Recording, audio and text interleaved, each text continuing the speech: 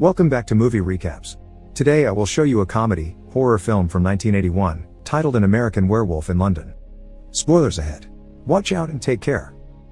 In northeastern England, a truck full of sheep stops to drop off two American backpackers that hitched a ride, David Kessler and Jack Goodman.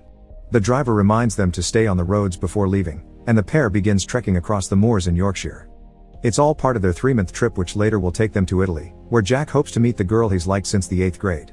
When night starts to fall, the friends decide to stop in a small town to rest and have dinner. They find a pub called the Slaughtered Lamb with a disturbing sign that shows a bleeding wolf head, but they decide to enter anyway. Everyone inside instantly falls silent, and they don't go back to their things until the guys have made their order. While waiting, Jack notices something painted on the wall, a 5-pointed star, usually used in witchcraft as a representation of the Wolfman. He asks why they have that pentagram there, causing everyone in the pub to instantly get hostile and kick the friends out right as a storm is starting to brew outside. The bartender doesn't agree. She thinks it's not right for them to let them go like this, but the men don't let her have a word. Once again, they ask David and Jack to leave while reminding them to stay on the roads and to beware the moon. After the pair is gone, the men discuss the matter again, considering the fact they've probably sent the boys to their murder, but what is done is done. Telling them the truth would have been a bad idea anyway, since the guys would have not believed them. When the howling of a wolf begins echoing in the area, the bartender asks the men to go fetch the boys, but they pretend to hear nothing. Meanwhile, David and Jack accidentally get off the road while they goof around in the rain. They start hearing the wolf howling as well and try to get back, but they realize they're lost, so they try their best to run in the opposite direction from the noises.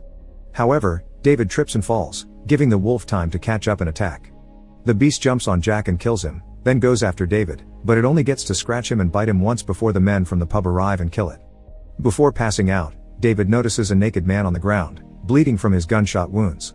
3 weeks later, David is at a hospital in London, being taken care of by Dr. J.S. Hirsch and Nurse Alex Price, who are discussing his case while he's still unconscious. The police report said he was attacked by an escaped lunatic.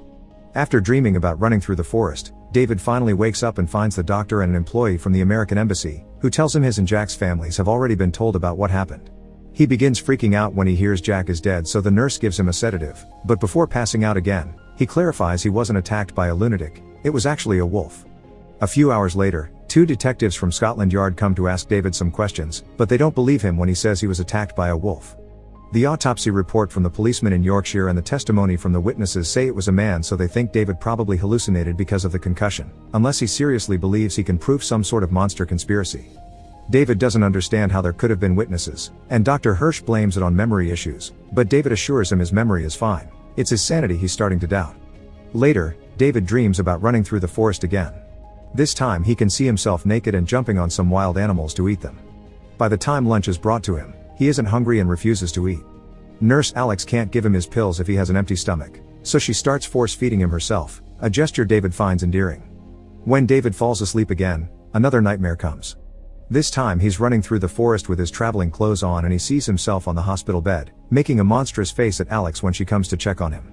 When he wakes up, he tells Dr. Hirsch that his dreams had never been so vivid and real, but the doctor just checks his injuries to see if they're healing well and blames the nightmares on the traumatic experience.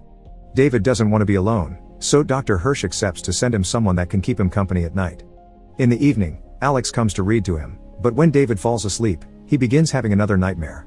This time, he's in his family home and he has to watch how monster soldiers kill everyone before lighting the house on fire. As soon as he wakes up, he tells Alex about it, but a monster soldier breaks through the window and kills her too. It's morning when David wakes up for real this time. He gets ready to eat his breakfast, but he suddenly sees something quite shocking. Jack's ghost is in the room, sporting the scars the wolf left on him. After telling David about all the people that came to his funeral, Jack passes on the message he came for in the first place. They were attacked by a werewolf, and they have both been cursed for it. Jack will walk the earth in limbo until the curse is lifted, and David will transform into a wolf when the full moon comes around in 2 days.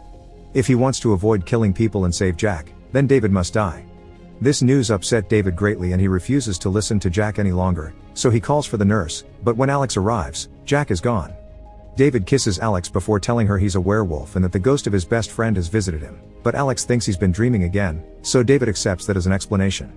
Now David is healthy enough to be discharged. Alex invites him to stay in her apartment, so they go there after stopping for groceries. After Alex gives David a tour of the place, the two of them end up sharing the shower and the bed for the night. Once they are done and Alex has fallen asleep, David goes to the bathroom and finds Jack's ghost again, this time looking like he's started to rot. After teasing David for getting a nurse girlfriend, Jack reminds him once again that he needs to die before he ends up killing someone. David tries to convince himself that this isn't real, and Jack goes away when Alex wakes up and comes over when she hears voices. She hears David out when he shares his worries, especially when he says that in the old movies only a werewolf's loved one could kill him. Alex comforts him and tells him this is his guilt talking. He probably just feels bad because he couldn't save Jack. The following day, Dr. Hirsch drives all the way to Yorkshire to visit the slaughtered lamb and check on David's story. Everybody in the pub pretends they don't know what he's talking about when he starts asking questions though. And when Hirsch notices the star on the wall, they just tell him it was already there when they got the place and left it as traditional decoration. Seeing as he won't find any answers here, Hirsch decides to leave, but on the way to his car, he finds a man waiting for him. This man warns him that David and the people around him are in danger, but before he can say more, a man from the pub comes out and makes him drop the subject. Back in London, Alex is leaving for work, so David comes out to kiss her for goodbye. Now he's accidentally locked himself out of the house, so he has to go around and climb through the window. While trying to do this, a dog and a cat walk by and both animals react very hostilely to his presence. Once he's back inside, David checks his teeth and snarls at the mirror, but he doesn't notice anything weird. Then he tries to keep himself busy with various activities like watching television, eating, and reading, yet he continues to be bored. However, when night falls, things get less boring. David starts yelling when he suddenly feels his body burning, and he takes off his clothes before he begins transforming into a werewolf under the light of the full moon. Then he escapes the house, eager to find prey. His first victims are a couple that is visiting some friends for a dinner party. David catches them in the garden and kills them there. Hearing the noises outside, the owner goes to check and finds the bodies right after the wolf leaves. Meanwhile, at the hospital, Hirsch is worried about David, so he makes Alex call her house to check on him. When nobody picks up the phone, Hirsch decides to share with Alex what he's found out in Yorkshire. The case was closed, they misplaced the file, and David's injuries were taken care of before he arrived in London, yet no doctor had seen him, so this means the whole community is hiding what happened there. Hirsch believes it's mass hysteria, and if everyone else in that town believed it was a werewolf, then obviously David's mind after going through trauma would believe it too. Hirsch thinks David will go out in a deranged state and hurt other people while thinking he's a monster, so he decides to call the police, even when Alex points out that what David needs is psychiatric help. Back to David, he's still out and about looking for more prey. He stops by the river to kill a group of hobos, then gets inside the subway station to attack a man that tries to get away from him but trips on the stairs, giving him the perfect opportunity to strike. The following morning, David wakes up completely naked inside the wolf cage at the zoo, without a single memory of what happened. The wolves don't seem to mind him, so he easily escapes the cage and sneaks around, hiding in bushes and behind walls. First, he steals some balloons from a kid to cover himself and run around with more ease, then he takes a lady's coat from a bench.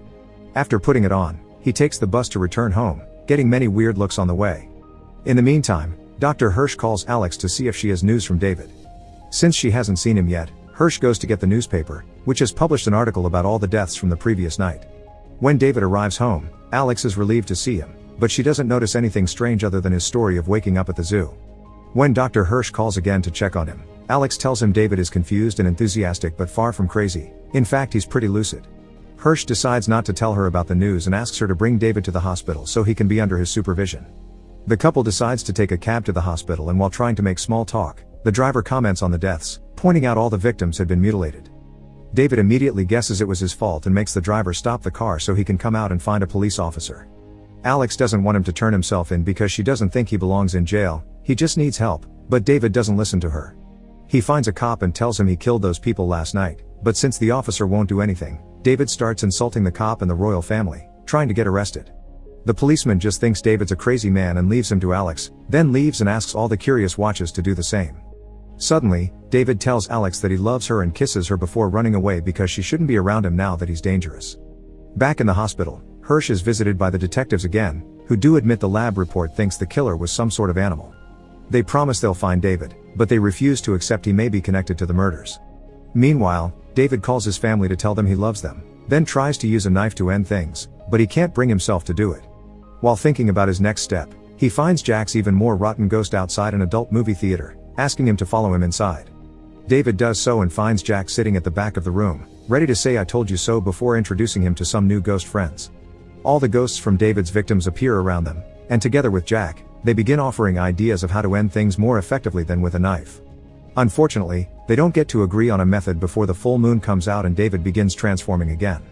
The other moviegoers quickly fall victim to his attack, and when the usher comes in to check on the noise, he dies as well. A crowd starts forming around the theater entrance when the ticket clerk begins crying out for help, and soon the police come to help as well. An officer enters the building and finds the wolf feeding on the body, so he quickly runs out and asks the other cops to help him pull down the shutter doors. More officers arrive to help, including the detectives, but no matter how many of them hold the doors, David is too strong. The wolf breaks through the rolling shutter and kills the detective before running away, causing a massive car crash in the middle of the street. At the hospital, Hirsch hears about this incident and tells Alex, who rushes out to try to help David. She finds him by following the police officers, who have cornered the wolf inside an alley. Still believing she can appeal to David's consciousness, Alex comes closer to the wolf, offers her help, and tells him she loves him. This isn't enough though. David snarls at her, and the cops shoot him before he can attack. Alex watches the wolf return to his human form and die naked on the ground. Make sure to subscribe and turn on notifications so you can watch more videos like this. Thanks for watching.